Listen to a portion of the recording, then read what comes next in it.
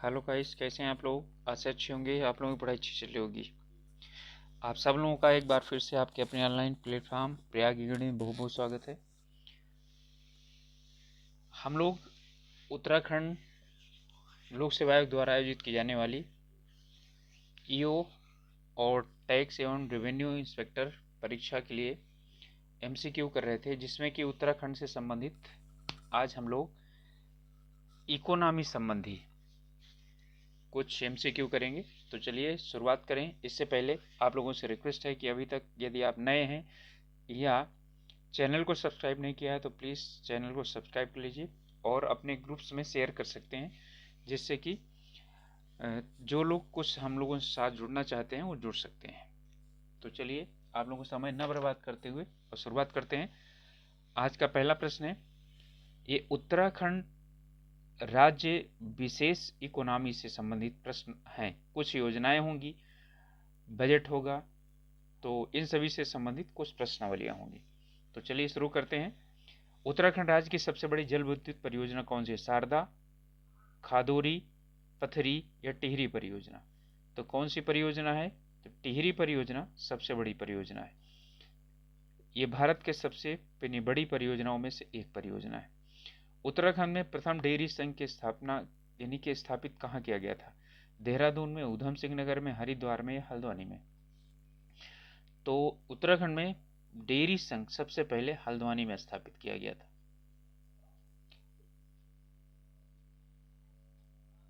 उत्तराखंड में उत्पादित समानांतर फसल का एक उदाहरण है। समानांतर फसल का मतलब हुआ कि एक साथ ही जो यानी कि 7 फसलें जो उगाई जाती हैं वो फसलें समानांतर फसलें कही जाती हैं, जिसे हम मिश्रित खेती के अंतर्गत रखते हैं। तो आलू के साथ धान या गेहूं के साथ सरसों, कपास के साथ गेहूं या ज्वार के साथ आलू। तो इसमें गेहूं के साथ सरसों ये सिर्फ उत्तराखंड में नहीं, ये और भी दूसरे जैसे उत्तर प्रदेश वगैरह है वहाँ पर भी उगाई जाती है। यानी जो समानांतर का मतलब है एक साथ एक ही खेत में। निम्नलिखित में से कौन सी उत्तराखंड की एक प्रमुख नकदी फसल है? नकदी का फसल का मतलब होता है कि जिस फसल को बेचने के नहीं, बेच करके पैसा कमाने के लिए बोया जाता है, वो नकदी फसल कही जाती है। फल, गन्ना, सब्जियां और तंबाकू। तो यहाँ उत्तराखंड की प्रमुख नकदी फसल की बात कर रहा है। ठीक है, तो उत्तराखंड की जो नकदी फसल है वो कौन सी है? गन्ना है। हालांकि भले वो ऊपर यानी क्षेत्र में ना बोया जाता हो, लेकिन हरिद्वार, ऊधम सिंह नगर और देहरादून के कुछ भाग में ये बोया जाता है। ठीक है, और ये यानी सिर्फ, अब जैसे कुछ फल हैं तो सभी फल की बात नहीं यहाँ पर हो रही ना। सेब वगैरह हैं तो वो यानी बेचने के लिए बोए जाते हैं। बोया जाता क्या, यानी एक बार लगा दिया गया तो यानी वृक्ष, तो खुद खाने के लिए भी होता है, कुछ ऐसे ज़्यादातर होते हैं, और जो है ना बेचने के लिए जो होते हैं तो बहुत बड़ी बागवानी की जरूरत पड़ती है। तो अगला है, उत्तराखंड में गंगा गाय महिला डेयरी योजना कब लागू हुई? गंगा गाय डेयरी योजना कब लागू यानी कि लागू की गई, किसके द्वारा? बीसी खंडूरी जब मुख्यमंत्री थे तब, या बीएस कोश्यारी जी जब थे तब, या एनडी तिवारी जी थे तब, या हरीश रावत जी थे तब? तो किसके द्वारा गंगा गाय महिला डेयरी योजना प्रारंभ की गई? ठीक है, तो जब कांग्रेस की सरकार थी और हरीश रावत जी, ठीक है, मुख्यमंत्री थे, तो उन्होंने इसको लागू किया था। उत्तराखंड में मोटे अनाज निम्नांकित फसल समूहों में से किससे संबंधित है? मोटे अनाज। ठीक है, तो मोटे अनाज मक्का, ज्वार, बाजरा, मक्का, मड़ुआ। देखिए ये सभी जितने हैं ना, ये इनमें से यानी कि कम से कम कुछ तो ऐसा होना चाहिए जो उत्तराखंड में यानी पैदा हो रहा हो। मक्का, मड़ुआ और मारसा, मड़ुआ, झंगोरा और मक्का, और मड़ुआ, झंगोरा और बाजरा। तो इनमें कौन से ऐसे हैं जो उत्तराखंड से संबंधित हैं? वैसे तो ये सभी मोटे अनाज हैं, लेकिन इनमें से उत्तराखंड से संबंधित जो है वो कौन सा है? तो क्या मक्का, ज्वार और बाजरा है, या मड़ुआ, झंगोरा और मक्का है? ठीक है, या मक्का, मड़ुआ और मारसा है? यहाँ मोटे अनाज फल समूह यानी किस में संबंधित है? तो क्या चीज है? मंडुआ, झंगोरा और मक्का, ये होगा।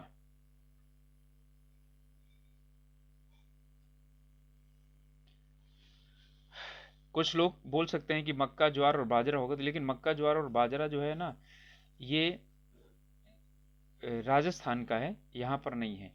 ठीक है, तो कम से कम एक फसल तो इसमें किसकी होनी चाहिए, यानी उत्तराखंड की जो स्थानीय फसल, जो मोटा फसल है, ठीक है, वो होना चाहिए।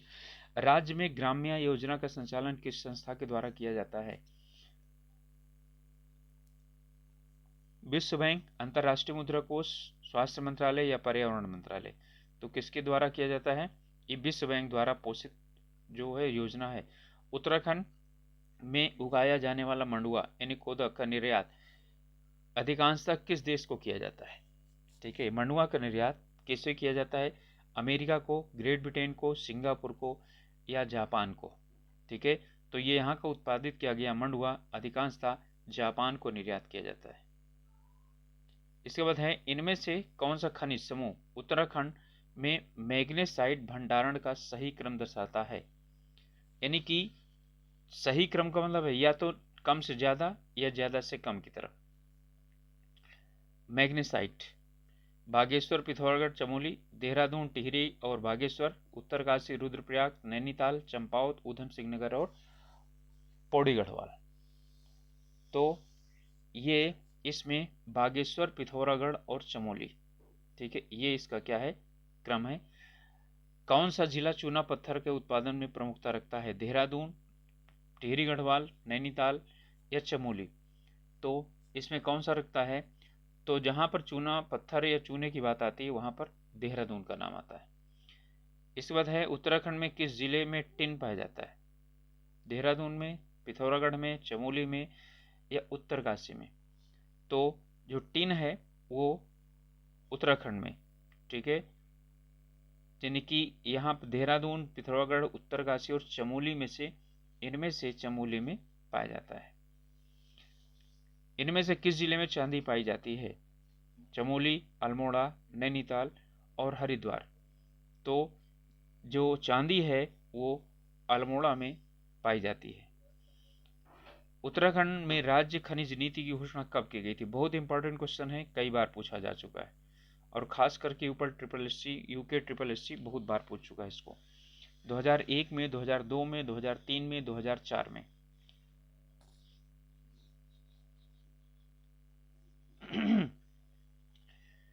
तो जो है, जो राज्य खनिज नीति की घोषणा वो 2001 में की गई थी।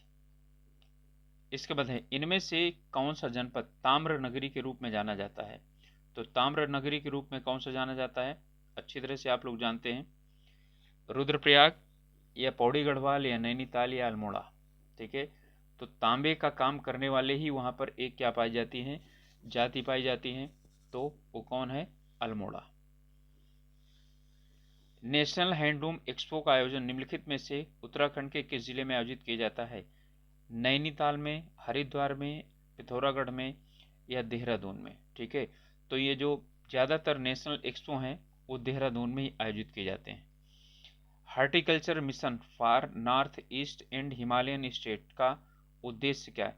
यानी कि horticulture mission for north east and Himalayan state, इसका बागवानी को प्रोत्साहन देना या जैविक खेती को प्रोत्साहन देना या दोनों या इनमें से कोई सा भी नहीं। ठीक है, तो इसमें बागवानी को भी प्रोत्साहन देना, जैविक खेती को प्रोत्साहन देना, यानी दोनों। वह नदी जिस पर कोटेश्वर बांध निर्मित किया गया है, तो कोटेश्वर बांध किस पर निर्मित किया गया है? अलकनंदा, धौलीधार, भागीरथी या बिरही गंगा? तो किस पे किया गया है? भागीरथी पर, कोटेश्वर। जल विद्युत परियोजना व नदियों में सुमेलित कौन सा नहीं है? टनकपुर, शारदा, खादोरी परियोजना, यमुना, छिबरो परियोजना, टॉन्स और चीला परियोजना, रामगंगा? तो इसमें चीला परियोजना ये रामगंगा नदी पर नहीं है। उत्तराखंड नवीनीकरण ऊर्जा विकास एजेंसी का मुख्यालय कहाँ है? हरिद्वार में, अल्मोड़ा में, देहरादून में या उत्तरकाशी में? तो कहाँ है? अल्मोड़ा में है। पथरी परियोजना उत्तराखंड के किस जिले में अवस्थित है? देहरादून में, पिथौरागढ़ में, नैनीताल में या हरिद्वार में? ठीक है। तो पथरी परियोजना कहाँ पर स्थित है? ये हरिद्वार में स्थित है। मनेरी भाली परियोजना किस नदी पर है? अलकनंदा, भागीरथी, शारदा या रामगंगा। ठीक है। तो मनेरी भाली जो परियोजना है वो कहाँ पर है? उत्तरकाशी में है। और ये कौन सी है? भागीरथी में। किसाऊ बांध परियोजना किसाऊ बांध किस नदी पर स्थित है? टॉन्स, यमुना, कोसी और भागीरथी। ठीक है। तो ये कहाँ पर स्थित है? टॉन्स में स्थित है। उत्तराखंड सरकार का वित्तीय बजट 2023-24 का आम बजट पेश किया गया। 2023-24 का जो आम बजट है वो किस तारीख को पेश किया गया? तो 15 मार्च 23 को, 18 मार्च 23 को, 20 मार्च 23 को या 24 मार्च 23 को। तो ये पेश किया गया था 15 मार्च 2023 को। उत्तराखंड सरकार के वित्तीय बजट 2023-24 में आम बजट का आकार कितना है? यानी कि आम बजट कितने का है? यानी 77,407.08 करोड़ या 78,507.05 करोड़, 81,705.07 करोड़ या 84,395.40 करोड़। तो इसमें जो है वो 77, याद रखिए 77,407.08 करोड़ का बजट का आकार है उत्तराखंड का। और है उत्तराखंड सरकार के बजट 2023-24 से संबंधित निम्नलिखित में से कथनों पर बताइए। इसे जो वित्त मंत्री हैं प्रेमचंद अग्रवाल ने पेश किया। उच्च शिक्षा में छात्रवृत्ति के लिए 10 करोड़ रुपए का प्रावधान। मुख्यमंत्री प्रतिभा प्रोत्साहन